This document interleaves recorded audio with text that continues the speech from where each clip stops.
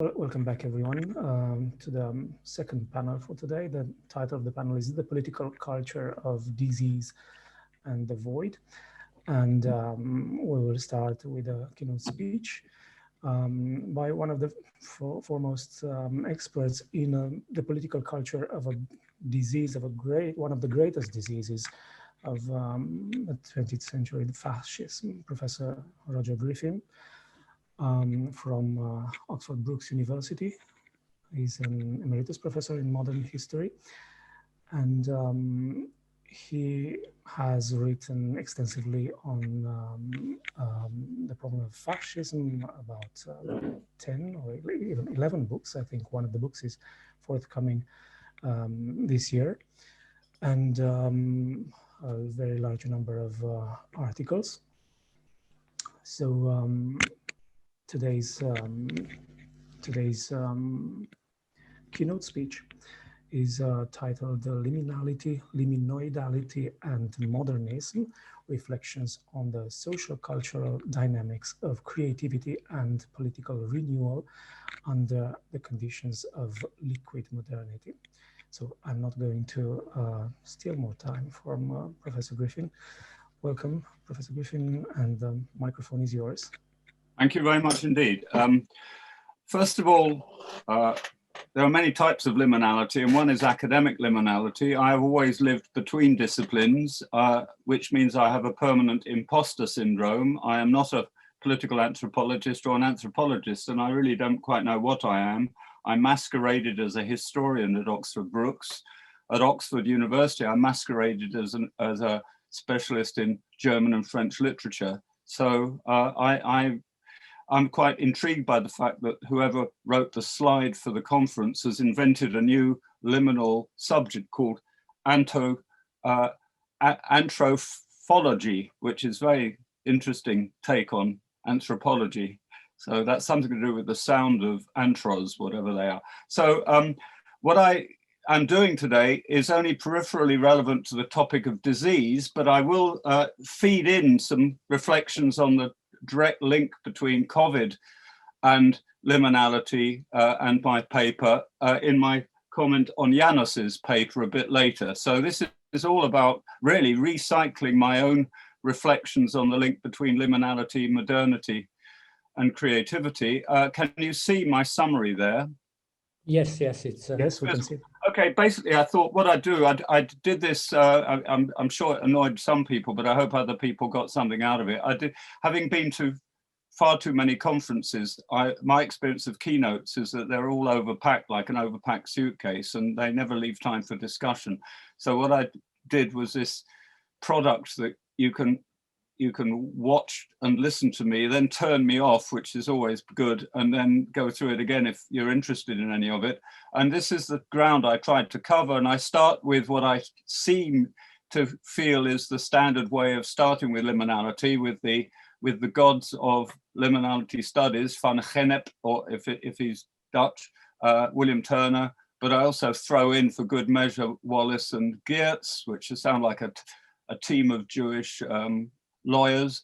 And then the basic argument is that modernity is a condition of liminality. And I know that Arpad and I overlap remarkably on that, coming from very different cultures and disciplines, that modernity can be seen in terms of an open-ended liminality. And then I show some of my Oxford credentials where I used to teach Kafka, which is a weird experience in itself, because Kafka precludes meaning and interpretation. So it's a bit like waggling a loose tooth when you want to go to the dentist and enjoying the pain of not understanding.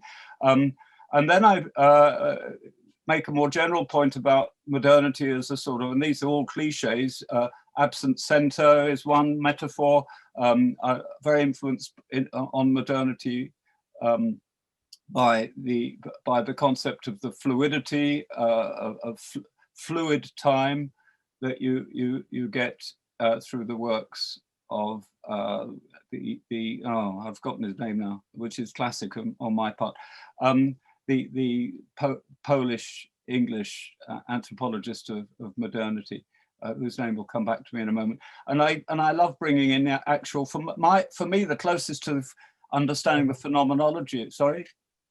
Zygmunt Bauman, no? Yeah, Bauman, Zygmunt Bauman, I do beg his pardon. One of my great, he's in my personal intellectual pantheon. I do see the closest I can get to the phenomenology of modernity is in the most articulate writers and philosophers. So I think Nietzsche's passage on looking for landfall, I find a very beautiful expression of the longing for closure and the end to liminality, modern liminality. I then compare Millet's and Dali's Angelus, which I find really fascinating, the Dali interpretation of Angelus.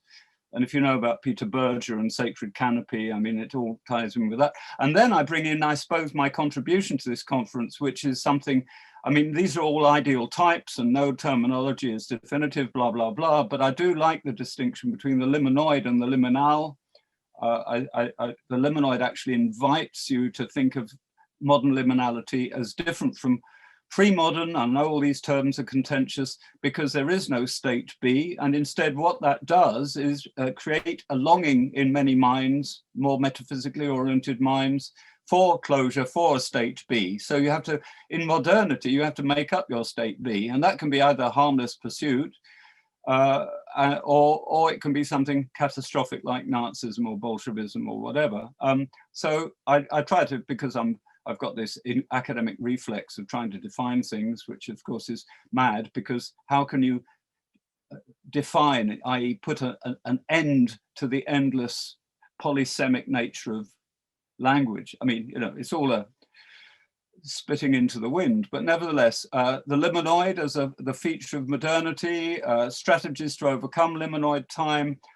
My only major contribution to all this, where I've worked on it, it's a total flop as a major book, but there are one or two people who get something out of it, Modernism and Fascism. I wrote it really to try and sort out this problem for me of fascism's relationship to modernity. I was invited to write a book on fascism and modernity by a publishing company in a short series, and it took me like 8 years because it's actually a very complicated thing. And by the time I'd finished, I'd written an unreadable book, but I'm glad I wrote it. And then I use some of the jargon I use in my own book, and I'm very happy to give my book as an ebook to anybody who wants it. Modernism as a creative, then this concept from Peter Berger, renomizing response to denomizing modernity, unpacking that's, you know, anomie, nomos, etc. That all modernism is an attempt to actually overcome the liminality, either aesthetically, and in a term I made up of epiphanic modernism, where there's some aesthetic and psychological satisfaction in finding images and expressions of and registers of modernity. And I do find, since we've got some wonderful Irish people here, James Joyce is fantastic, though of course being a liminal figure himself, I think he wrote a lot of it in Zurich in Switzerland during one of the most major liminal events of the early 20th century, the First World War, which was a sort of rite de passage without a state B for millions of people. And then make the distinction between epiphanic and programmatic, where you try to resolve liminality by actually having a project to a manifesto, where you try to actually create an artificial end. And of course, the fact that there is no absolute distinction between epiphanic and programmatic. I mean, people like Nietzsche or the people in the Bauhaus, Gropius, etc., or Kandinsky, etc. When you look at them, even Kafka in a certain passage starts musing about the possibility of creating a new movement, which I find really very un-Kafka-like. I mean, movements are attempts to resolve the liminal. Liminoidality in its most pathological form is the driver of creative destruction. So you actually have to wipe out a whole set of categories of human beings in order to recreate the world. And you get that both under Stalin and of course under Nazism, etc. And then I try to bring in come back to some sort of anthropology, because another one of my heroes in my pantheon is Ernest Becker, and who I think's Birth and Death of Meaning, etc., is absolutely fantastic. And I pull out this, I think, for 1961, extraordinarily prophetic passage where he talks about modern human beings running out of immortality myths and actually running out of time in order to create these myths, and I link the idea of a real eco-catastrophe, not a utopian like the left behind dispensationalists in America who are musing on a metaphysical apocalypse, but an actual apocalypse of the human species, might actually, for some segments of the world's population, actually artificially ground humanity and put an end to liminoidality in the most catastrophic of circumstances, because in a way, liminoidality is a luxury of an unanchored human species. And I believe that we've become we're all spacewalking, as it were, from our Mother Earth spaceship, and that maybe, not in my generation, because too late for me, but maybe the next generation some of them will have an epiphany that it's the Earth which needs to be in our minds to ground our human project, so that our futures stop being utopian and actually realistic. So that was my attempt to make links between liminality and politics, that a lot of the most destructive forms of politics are born of artificial attempts to resolve the liminoid nature of modernity. And now I'm really intrigued to see if that sparked any sort of responses in my much more qualified listeners. Thank you. Thank you so much. Thank you so much, Professor Griffin. So I would like to invite now Professor Sokoltsoi as a discussant to tell us comments and questions. Thank you very much, Marius. Well, I have to be very, very quick now because there are a number of other discussants, because after all, Roger gave a paper, or at least presented a paper, so we have to be conscious about the time limitation. So there are 3 or 4 points I would like to raise for the moment, and then we'll see how much we can discuss. The first is, and I really don't have time to go into that because it's a kind of terminological discussion about what is the meaning of the liminal and the liminoid and why Turner invented that word. But I think the central point is that that you are using the word liminoid in a quite innovative way, because you are not saying that there is no liminality in modernity, but what you are saying that because there are, of course, many liminal situations. A job interview is a liminality, a family, a wedding, whatever, is all liminal occasions, but the liminoid is something different. And in fact, the liminoid is something close to what I'm calling a permanent liminality. So you're talking about permanent liminoidality, but it's the same thing, basically. It is a kind of liminal-like phenomenon which are becoming overwhelming.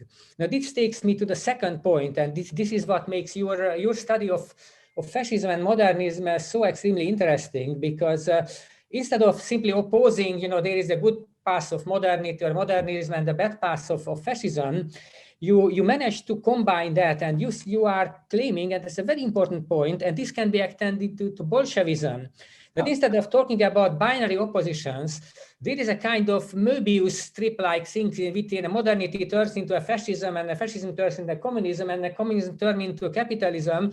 And all of these things are somehow interrelated in their all kinds of ways. And you are mentioning Ezra Pound, who is a particularly important figure. Of course, he's one of the greatest modern poets, who then went on and became a kind of devotee to Mussolini and said all sorts of crazy things, while at the same time being a major poet. And there are all kinds of anecdotes about Pound, which indeed, because you signal that is very important. Pound is very, very important. So that's another thing that we can talk in some detail. You also mentioned Camus, and his book Under the Revolt is again particularly interesting, because that is a take on this entire sort of quagmire of issues about modernism and its oppositions, and how the oppositions of modernism turn into, because Camus' book can be understood, and I think that's the way Camus, and it's a revolt against the revolt, or it's a rebellion against the rebellion. So if we are back to modernism, and when modernism is in a way sort of against a certain stake on modernity, which then gives to another state, and it reminds me of a science fiction story of Stanislav Lem, which is particularly interesting, when in Tiberiada, you move into an imagined reality, and then from that imagined reality, another imagined reality, and at the end, the king who is put into this machine no longer knows what is the imagination and what is reality. And so it's a kind of this is really our situation, which is coming out with the eco-catastrophe, and which is coming out also with the with this pandemonium, pandemonium. And that is really the issue about, so where are we there in the eco-catastrophe, which was the agenda before, and then came the pandemic, and is it a part of the eco-catastrophe or something else, which is another very fundamental issue to sort out. The last point I want to turn to now is in fact the idea of creative destruction, which you mentioned. And of course, you mentioned that in terms of both the, the fascist and the Bolshevik, and of course the Schumpeterian creative destruction. Schumpeter is an extremely interesting figure because Schumpeter is basically the mastermind behind sort of the explicit, systematic, programmatic idea of creative destruction, which is now being taught in business schools and economic departments as the idea. And I returned that again in my own keynote of how this is now used in this pandemic, in this idea that, that's fantastic that we have this pandemic because creative destruction can be taken further. And which is a kind of madness. And so there is the question about all of this is that, where are limits to madness, which in a way returns to the Schmittian idea, is where can the limitlessness be limited, or is there a limit to limitlessness, or are we just further spinning this limitlessness again, a kind of Möbius strip sort of way, and really where does it lead us to? Because it's the sort of this excessive globalization turned into a kind of semi-polis state, and these plague regulations were, according to Foucault, the origins of the polis state. So we have at the same time kind of fairground-esque, carnivalesque globalization turned into a police state, and then we don't know which button to push in this computer to turn back to reality, where some people claim, and I also saw it in one of these papers, I think, that, to claim that online reality is not really real is a kind of crazy idea. I mean, come on, I mean, are we in a conference talking, or is it the same thing that we talk, or is it that we just sort of trying to overcome the situation? But to claim that now this is a new normativity, and in a creative distraction way, it's fantastic that now we can all talk to each other, just on the internet. I mean, that is again madness on another level. So thank you for your presentation and the paper and the audio, and probably best is if all of us make our comments and then you can turn back, because otherwise it would last very long. So thank you very much. Yeah, so is this okay with you, Professor Griffin? That well, yeah, I was trying to extract a question or a negative comment out of that, but it was more like a glossary. I mean, a sort of gloss on what I said. But it's a further reflection. So I'm quite happy with this reflection. Can I just say that Arpad was, when I was trying to write fashion, I had this mini epiphany about liminality, modernity being permanent liminality. And because of the age of Google, I always, whenever I make up a new term or have a new thought, I Google to see who's had it first. And I immediately found Arpad. And I always feel neurotic when I think I've created a new thought. And I have a sort of love-hate relationship with realizing I haven't been original at all. And Arpad had done it all for me in a way, but it was really wonderful to know he was sort of out there, making me not feel completely mad, because I see all footnotes as a form of psychological immaturity and lack of confidence, so that they don't actually prove anything at all. They are like the sort of reinforcement in reinforced concrete or whatever. They give us a sense of stability and structure. So Arpad was quite important for me in 2008 or 2006 when I discovered him. I think you wrote that book in 2003. So it was nice that you. 2000, yes. Yeah. So it was nice to come across him, and I'm sorry I could never master your surname. It's difficult. I mean, Hungarian for me is a liminal language. It leaves me completely, not as much as Polish, but it does leave me completely, vowels and consonants sort of melt into insignificance when I try to get my mind and mouth around a lot of languages, and it makes the thoughts expressed in them seem even more metaphysical. So thank you very much. My pleasure, thank you. So we have 3 more discussants, Paul, Camille, and I. Camille, Paul, would you like to go first? Paul, I don't know, Camille?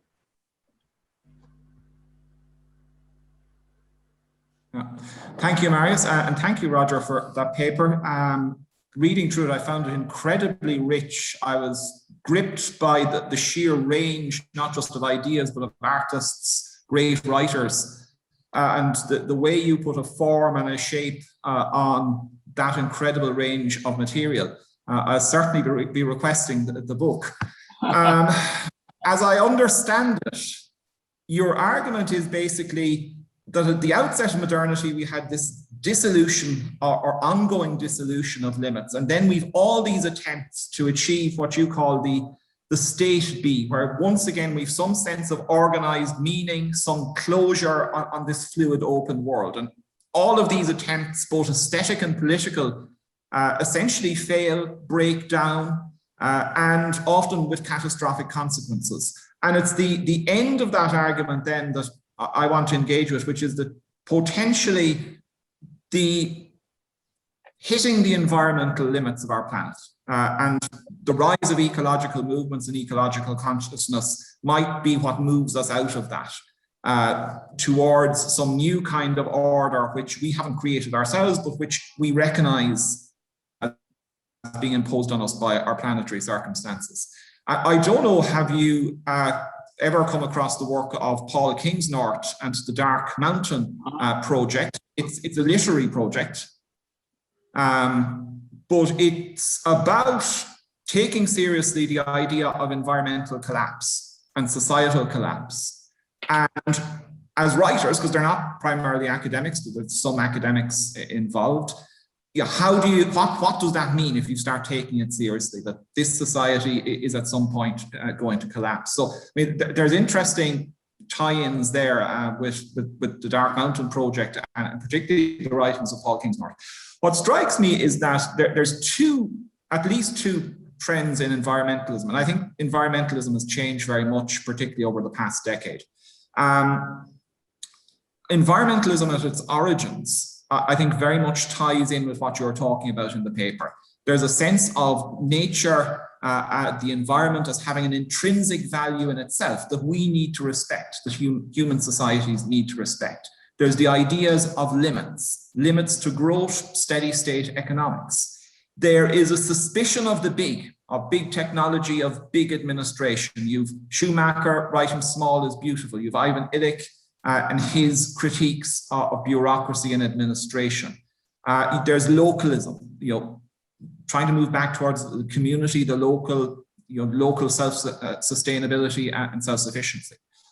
But increasingly, to me, the dominant strain in environmental thinking is what you might call eco-modernism. And here, the whole Promethean rejection of limits in modernity is kind of rebirthed within environmental thought. So a quote that comes to mind is Stuart Brand, the futurist, environmentalist, kind of Silicon Valley commentator.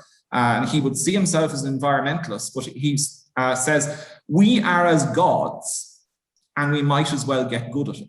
So instead of respecting some intrinsic order in the natural world, we as humans now need to accept we're in charge of the planet, and we just need to get more practiced at this and re-engineering the earth to suit ourselves. And that's the discourse then that you see as dominant when engineers come up with crazy plans to put mirrors in space to reflect back the sun and reduce climate change, seed the oceans with iron filings to create algal blooms and reduce the amount of carbon dioxide in the atmosphere. There's a complete rejection of any need for limits. There's an understanding, yes, we need to reduce carbon, but the sense of any natural beauty is reduced to what suits us as a society. And okay, we might face climate disasters if we don't change, but we'll get out of a motor car and get into an electric car. And it's not going to be localism and communities delivering that. Again, it's solar panel arrays covering half the Sahara Desert. It's massive energy companies switching from fossil fuels into new centralized wind and solar power. And so on. So the whole technocratic administrative complex staying the same, and its goals staying the same, but simply greening them. So I suppose that's my kind of comment, and moving in then to a question of, to end this liminality, to achieve this new state B, does it need to be actual apocalypse? Does all this need to fail and break down, or can there be a soft landing? Can people actually learn, that this is unsustainable, and in some way, rely on that maybe slightly older, gentler form of environmentalism, which was about living within limits rather than trying to transcend them? Well, I wish I could answer that, but I would say that there are two very disturbing movements at work in the world today, which I simplify into centrifugal and centripetal. I see populism, nationalism, vaccine nationalism, etc., all as centripetal forces.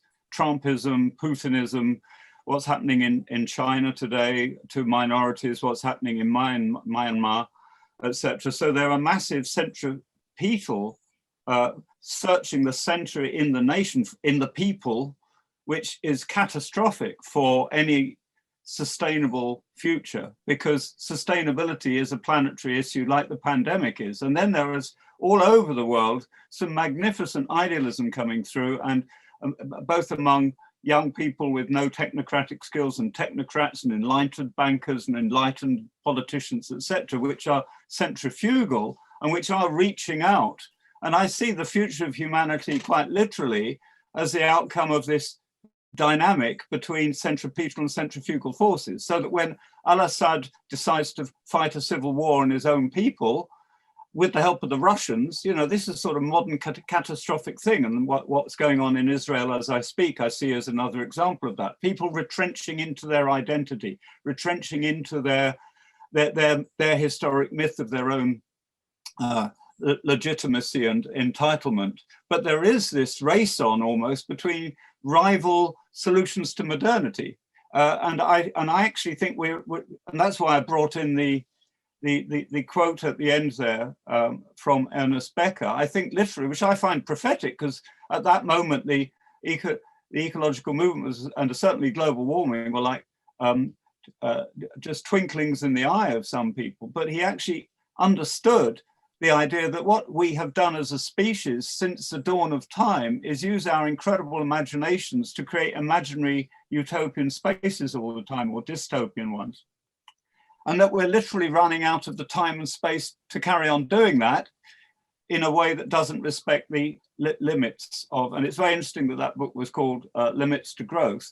I mean, there in a nutshell is the problem of liminality solved in a way. If we're going to destroy ourselves, that's the end of all our utopias. I mean, that's the end of everything, literally. And I do have a scale of pessimism about how imminent. It's more not with a bang but a whimper, to quote another great modernist, T.S. Eliot. I can see us having an anguished whimper to self-destruction. I think there are bang scenarios as well, but I think the technological fixers are mad, literally. They're so detached from ecological reality that they are really dangerous. In fact, I think that all voices of worldviews and movements and ideological values which are still anthropocentric. You see, we've always taken the planet for, modern human beings have taken the planet for granted. We can point to Navajo Indians and a whole load of tribes all over the world that didn't and worship nature, blah, blah, blah, but we have lost that sense of sacrality. And in my more optimistic days, there is a sudden convergence between various recognitions of the primacy of the planet through religious cultures and secular cultures and technocrats and hippies and young people. There can be very rapid changes in history. And I know it's a trivial example, but when I was young, lecturers still smoked it while they were giving lectures. I was one of them. And it was quite normal for people on TV to be smoking. Now that looks ridiculous now, as ridiculous as people hugging and not bothering about getting a lethal disease when they're in a pub. I mean, I think that there could be a great awakening. Unfortunately, while I'm still dreaming of that great eco-humanistic awakening, there are white supremacists looking for a great white supremacist awakening like Breivik or Tarrant, and there are Islamists looking for a great Islamic awakening. So in a way, the outcome of human history is really a race between different awakening scenarios. And I really find it fascinating. Like, I feel I'm in the middle of a very long art movie, which I won't see the end of. That's my own liminality. I haven't got enough life left because I'm 73 to actually see the outcome, because I find this phase of history that I've been born into absolutely ridiculously fascinating. And it's getting more and more fascinating, but I can't say that I'm optimistic about the outcome. I think very large segments of human culture and humanity will die unnecessarily before any sort of new paradigm emerges. And even if it was a paradigm which looked healthy at the beginning, there's a horrible law of corruption of ideals, which would probably end up in some new sort of eco-totalitarian state with othered ethnic minorities or religious minorities or whatever. So yes, on balance, I'm a pessimist, yeah? And I feel very lucky that I was born just at the beginning of the bubble that I'm in, which I'm afraid will probably burst in the lifetime of my son, who's a medic, fourth year student coming up. Sorry, does that ramble make any sense? But yeah, I mean, I would really like people to focus on the idea that the whole of human intellectual life since the 17th century has ultimately been anthropocentric in its orientation, and that will retrospectively, in planetary terms, in resource terms, in oxygen terms, etc., be looked on as an extraordinary luxury, which we can't go back to. So my scenario is post-apocalyptic, but there are hopeful post-apocalypses. But I don't think the world that I've lived in is sustainable or durable. And in a way, that's a good thing, because it was outrageously unsustainable. And even my own personal individual life is unsustainable. And I feel very weird about it, that I still have a diesel car outside, you know. I mean, that makes complete sense. I suppose it's in many ways, how bad will things have to get before that anthropocentric view you're talking about since the 17th century starts to genuinely break down? So thank you. Yeah. Thank you. Thank you. So let us move on now to Camille, and then to my comments, and then to Janos, who has raised his hand. So Camille. Hi, Camille. Hello, Professor Griffin. Just at the start of it, because you mentioned this in the introduction today, in the presentation today and the presentation online, that you went to big lengths to finish this book, and basically you suggest nobody reads it or nobody knows or appreciates it. I would like to just make a qualification. I'm one of those who has had the chance to discover your book while I was doing my doctoral studies on the French Revolution. And while I was struggling with the French Revolution and trying to understand the revolution in a non-ideological narrative, of course, your book came in very handy as I was going on that path. So trying to escape the whole ideological and modernist views of the French Revolution. And going from that initial remark, but that doesn't mean that I don't want an e-book version of your book. So I would like You're very welcome. If you can do that, I'll be very grateful about that. But jumping directly then to the next comment, because while I was, and you probably don't remember because I was a poor student back then, and we had a conference in Cambridge, and Harald was also there, he can confirm. I don't know what that was, 2011 or something like that. You won't remember me from the audience, but in any case, while I was thinking about your presentation, of course, I made immediately the connection with Voegelin. When people ask me about fascism, you need to read two people in the 20th century, or start with Voegelin and Roger Griffin. That's what I tell my students. Exactly. And then we move on. You need to start with Voegelin, and then you need to read also modernism and fascism. But why I bring in Voegelin here? I bring in Voegelin here because while I found the whole presentation extremely fascinating, and extremely pertinent and extremely insightful and very important in terms of diagnosing the situation. I grew more and more sort of frustrated, as we all do, about the end of it, which is the sort of what kind of strategies they are to overcome the situation. And that's the point where I got very frustrated, because I kind of don't see it coming in this way, or I wish in the sense that, and then I make now the connection with Eric Voegelin, I'm not understanding really what is the critical standard of the understanding of reality. So that sort of is missing. It's sort of in the background of the presentation, is in the background of the book, but I can't figure out the critical standard of the understanding of the reality that is and surrounds us, even in this attempt to come to strategies to overcome our situation. I don't see that critical standard, and that's why I bring Eric Voegelin back into this discussion, because he developed, to my mind, one of the most important philosophical anthropologies of the 20th century, and he develops that critical standard. He talks about compact myths and differentiated myths. And I don't want to go into terminology of Eric Voegelin, but it seems to me that this re-entry into a kind of geopolitical world with a new worldview that is ecologically bound seems to me a kind of return to compact mythology in the sense of Eric Voegelin. And I wonder if that is really possible, given that you're talking really about science and pragmatism, survival instinct, and empirical rational fears of extinction as a kind of mix that could bring about the post-apocalyptic scenario. And thinking about compact mythology and the sacred and culture, I just don't see the culture in this. So I just wonder, where's the soul? I don't see the soul in science. I don't see the soul in pragmatism. I don't see the soul in survival instinct, not much in any case. And I don't see the soul in empirical rational fears of extinction either. So this brings us back to the problem of culture. In a sense, the book and the presentation brings a great diagnosis on the problem, but then left us with a lot of important questions open, I think, regarding to especially what is culture, right? What is culture?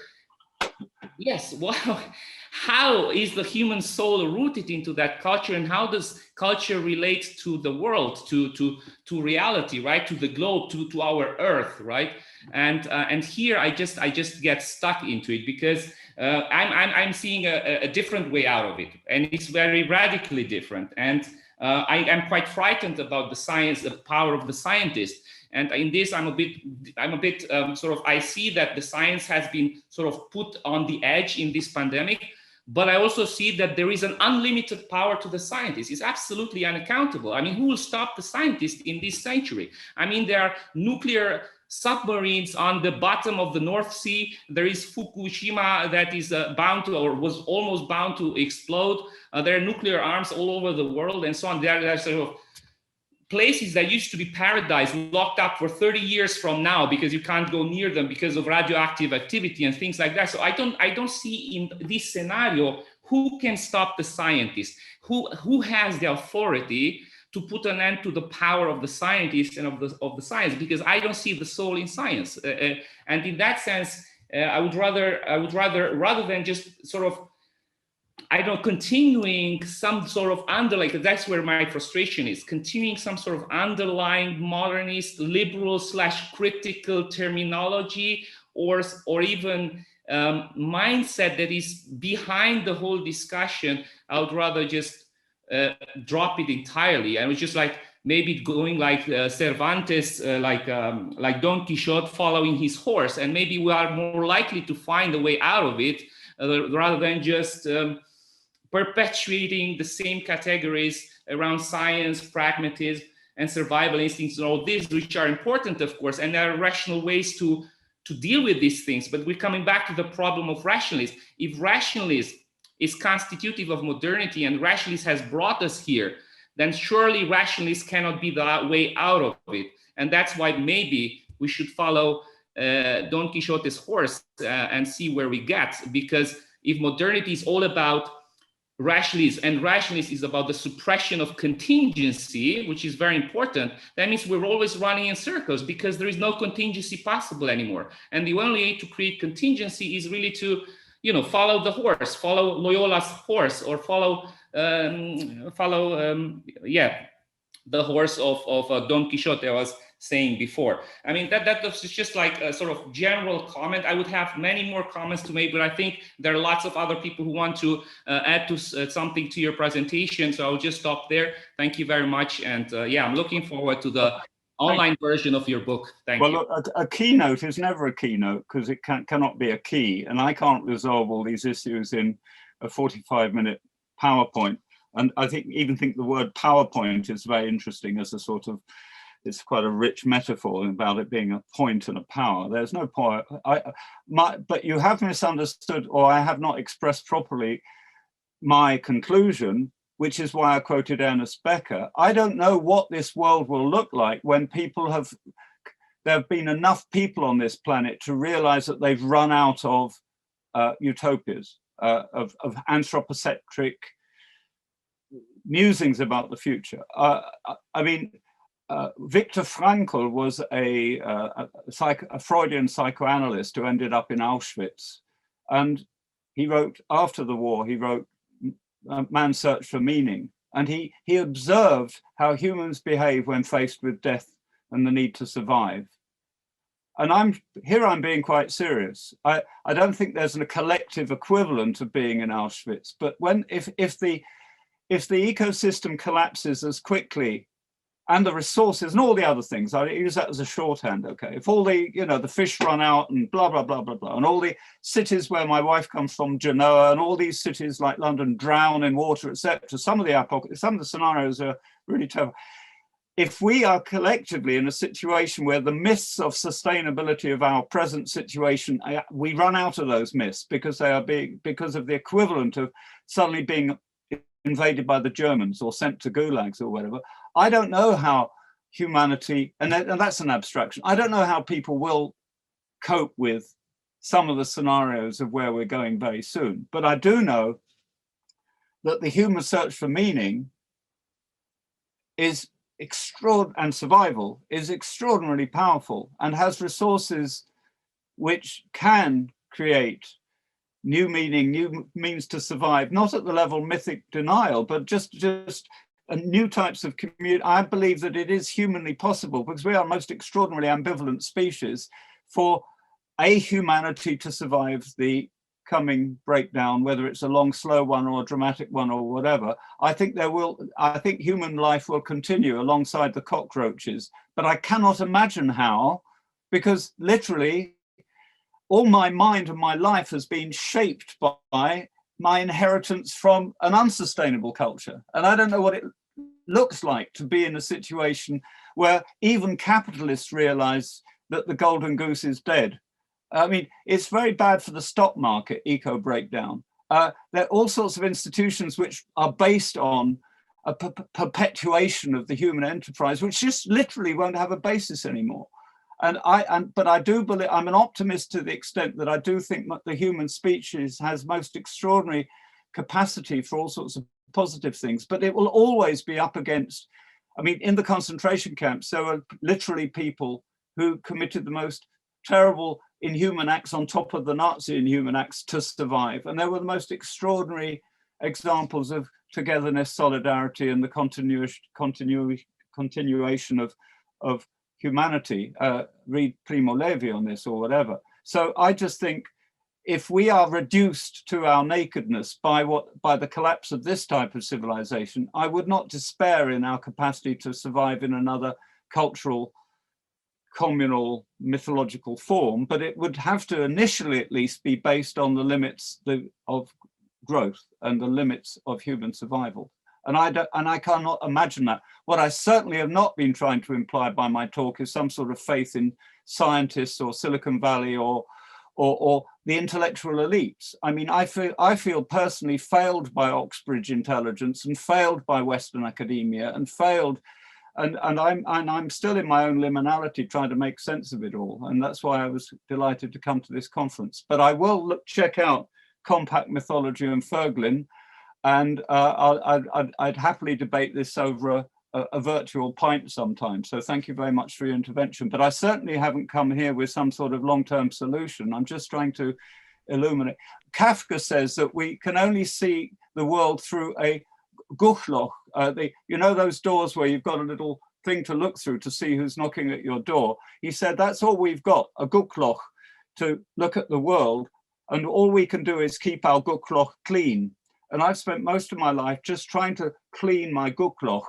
And I certainly have a very limited perspective on humanity. But what I find exciting is that sometimes you just come across other people who are looking through their own door, and a door is always an ambivalent symbol of opening and closing and blocking and seeing, have actually come to a parallel development in their blend of optimism and pessimism about the human enterprise. Thank you very much. So now may I have my own comments, and then I will give the microphone to Janos for his question. So I'll try to be concise. Several points that have attracted my attention. One of them related to the form of your presentation, because I'm very much concerned lately by the separation of form and content. So you actually provided us with a short video, long, not short actually, a video of your presentation. So not only we had text and images, but also voiceover. So this kind of gives the viewer a sort of cinematic experience, because you made use of many passages from many authors, very beautiful in terms of literary style. It was a feeling of flashes of chronotops, to use Bakhtin's term. So like in opera, you have numbers, or in theater or in film, yes, you have basically flashes of the audience. The public is being taken by hand and given various places to visit. And we had a voiceover. I will let you read this passage at your own pace now, right? So that was a beautiful and an interesting experience. And to me, it kind of points out that today we tend to read reality like a film, or in the form of a video. And you actually mentioned it previously, that you feel like in a live film.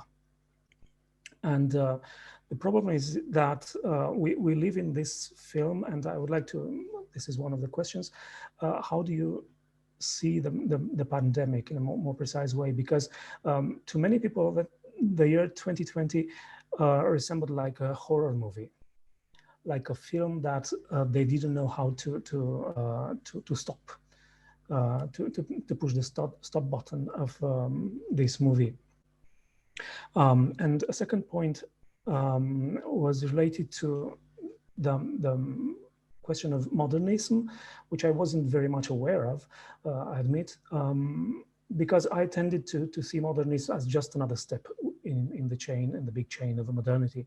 But you highlighted the idea that modernism is actually the struggle of creative forces, of humans who are not content with the way modernity moves, and to the fact that it basically moves downwards. That modernism is actually a collection of attempts to find creatively in arts, in politics, in various spheres of experience, to find ways to step out of it, to step out of this large problem that we call modernity, this liminoidal stage. And the third problem is not only, I would like to see how you related to the pandemic, to the current problem, but also to the other diseases of modernity, to fascism, which you are very, you have worked so much on it, and also communism, which was another disease. And particularly, I'm thinking of the fact that both communism and fascism and this pandemic new normal, this new world, they focus, they insisted on an excess of regularity, of norms, of cleanliness, rules of purity, on algorithms today. On nomos, basically, as if there are attempts to recreate that what has been lost. And here, the important problem is how can we make sure that the solution that you have sketched in your presentation, how can we, do we have criteria that this solution is going to be effective? And how can we know that it is not going to lead to more violence? Okay. Yeah. Well, I'm very aware of the fact we've got a whole afternoon of stuff, and I don't want to monopolize this. And I'm very happy to enter into email discussions after this conference. So I know these are all vast things, but very, very briefly, pandemic. Well, you see, we've all been, most of us, millions of people have been thrust into a situation where in lockdown or various compromises with lockdown, where they're suddenly, there was a I forget who wrote it now. The machine stops. Was it Forster? Anyway, there's or was it H.G. Wells? But there's a suddenly the whole flow of modern life and all our little and collective dynamics of movement into a future suddenly stopped, literally, and streets were empty and people stopped flying and all this, so people could hear bird song, etc., etc. And for me, and I think for millions of people, it was a deeply ambivalent experience, because it was a bit like an Agatha Christie where people kept dying all over the place. I mean, it was obviously a tragedy. There were people fighting for life, hospitals were overwhelmed, and of course that's still going on, and it's going to carry on going on in many societies. And what we've now got is terrifying new forms of tyranny, like vaccine nationalism, etc. And you can see all the, the good going bad and the bad. It's quite extraordinary. I'm sitting now in Oxford, and there's a little bit of local pride about the word Oxford, and we're going to have a G7 conference held in Oxford all about the vaccination program, etc. And yet that very attempt to find a cure to the pandemic has created new forms of inhumanity and othering, etc., etc. So that is just one example of what I call the ambivalence of the pandemic, because it's quite interesting. In 1942, H.G. Wells wrote a book called Phoenix, which people often haven't heard of, about the post-war. Already in 1942, when it was far from certain that the Nazism could be defeated, people like H.G. Wells and Beveridge, the great Welsh politician, were imagining a post-Second World War reality. And we have our National Health Service in Britain, partly because of the utopianism which was born of the Second World War. And it's been very interesting for me, so obsessed with ideas and utopias and modernism, to see some extraordinary examples of visionary thinking coming out of the pandemic. People speculating that maybe we can have a real new start, and we're in time to actually pursue new agendas and drop bits of the old, and say work from home more, and stop all the moving around and stop all the flights, etc. So again, I see everything about our pandemic as deeply ambivalent, and I'm in the middle of a process, and it's the first time that I've really experienced the liminal, as the Germans say, auf der Haut, sur la peau. I actually experienced liminality as a lived experience of a sort of a transition without end. I mean, because most of my life has been mapped out for me, and there's retirement coming up, or there's a conference, or there's a holiday, and that's all stopped. It's a life in suspension. I feel like one of the, you can have liquids in suspension. I feel in suspension. I find it fascinating to live these things that I have concepts for. But I would like to say something about the danger of calling Bolshevism or fascism a virus or a disease, etc., because that's exactly how the Nazis medicalized racial problems. The Jews were a virus, the Jews were rats, the Jews were, the demonization of others, the dehumanization of others through medicalizing, using medical metaphors. I mean, a doctor in Auschwitz was asked asked an SS doctor, this was a victim doctor, a Jewish female doctor in Auschwitz, how can you kill us Jews when you've taken the Hippocratic Oath? And he said, I'm fulfilling my Hippocratic Oath because I'm cutting out the diseased liver of Europe in order to save civilization. Now, I think we've got to be so careful about the metaphorical instinct in human beings is so beautiful and powerful in some contexts and so catastrophic in others. So one of the most terrible things that can come out of the pandemic is, in a way, a whole load of forces which actually deepen the gap. I see this in the EU policy and first world countries' policies for hoarding their own vaccines before we help the rest of the world. On purely pragmatic grounds, we shouldn't do that. But what about the humanistic grounds?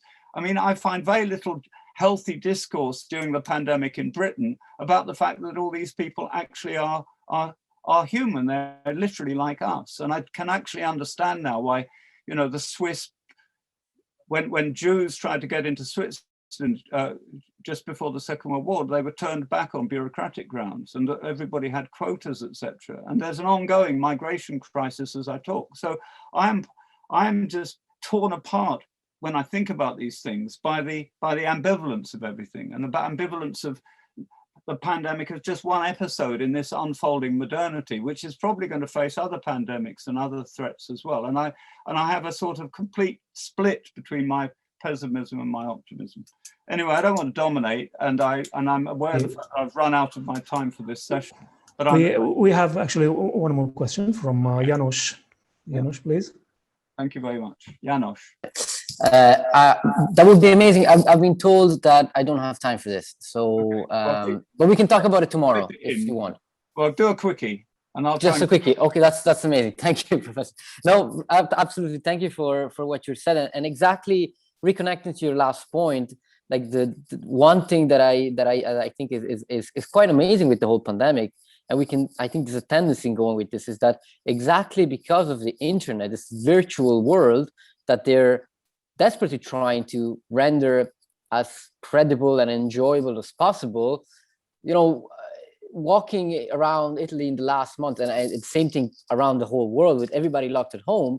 You walk the streets, you're supposed to be at home, but kind of acting a bit as a partisan. I was walking around and I was thinking, well, you know, this is amazing because now the world is left for us, and you know, you can hear the birds sing, and the birds are not hearing all the cars, and the river is flowing, and obviously there's a lot of things going on, and the factories are working in the same way or whatnot. But this is maybe in an ecological sense the moment where you can say, dear scientists, dear Elon Musk, somebody mentioned in the chat Elon Musk, great, you want to go to the stars, you want to go on in space, do it. I'm not stopping you. Just go for it, throw yourself into the virtual world and leave the rest of the world in this moment of peace. And it kind of touched some parts of my mind, this idea that maybe this is in many ways a moment to tell them, right guys, keep on doing your things, virtual world, fantastic, it's all great.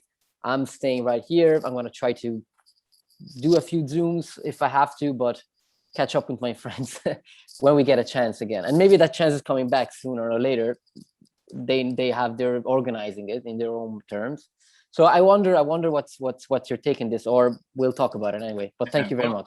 My quick response to that, one of my most formative influences when I was young was Ray Bradbury's science fiction. Yeah. And he actually, in 1950 something, wrote a short story about a family that sit in a rocket and go to Mars, and then you find out at the end of the short story that it was all virtual.